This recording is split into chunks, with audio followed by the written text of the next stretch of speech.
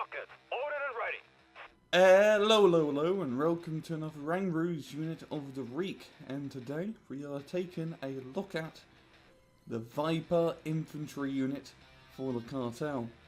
Now, the Viper has quite an interesting origin. You see, the Viper used to be called Ghost, and he was part of Task Force 141 during the Makarov incident. You see, he worked with Commander Shepard and Soap to fight terrorism and kick a lot of butt. But unfortunately, during his time in Task Force 141, he was betrayed by a so-called Colonel Shepard, shot and left for dead. But fortunately though, Ghost, like the name suggests, is actually a ghost, and ghosts cannot die unless you're the Ghostbusters. So, he managed to escape the whole ordeal after Colonel Shepard and his crew left, and he fled to South America where he stayed in hiding. It wasn't until a couple years later that the cartel mercenary group approached Ghost and said, "Hey, you're pretty good at kicking lots of butt. We need you for our forces."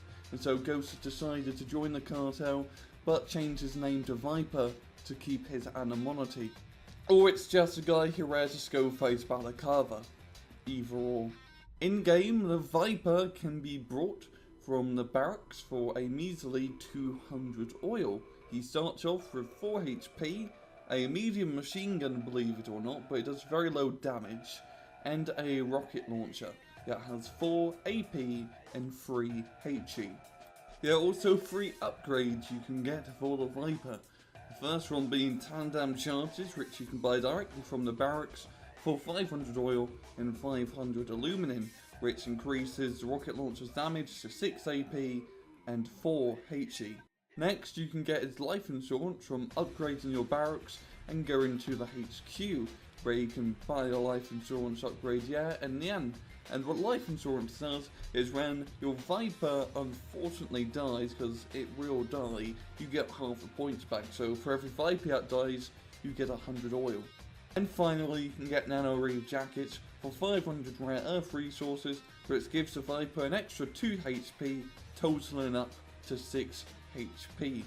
Now in battle, the Viper is going to be your mainstay anti-tank infantry unit for the cartel. And it's quite a good anti-tank infantry unit at that. In the early game against light armor, the Viper will eat up Humvees and Strikers and Pumas alike. What makes Vipers really good, and what I love using them for, is for harassing the enemy base. Now, infantry all know quite slow, but pair them in with transport vehicles like a submarine. You can fly behind the enemy base, drop off near a refinery, do a bit of damage, and then once you start getting shot at, you just get back in the hind and you fly away. You can also do this with the Ghost Talk and the Scout CGS, and doing it with those 2 units are even better because those are stealth units, and stealth units are harder to detect. I would say getting the tandem charges upgrade is very important for making your Vipers a lot more viable in the later game until enemy starts getting Terminators and Spectres and Abram tanks. Now the Viper can do even more damage and kill them more effectively. And a lot of Vipers grouped up can really mess up an armor column. It's quite beautiful to watch.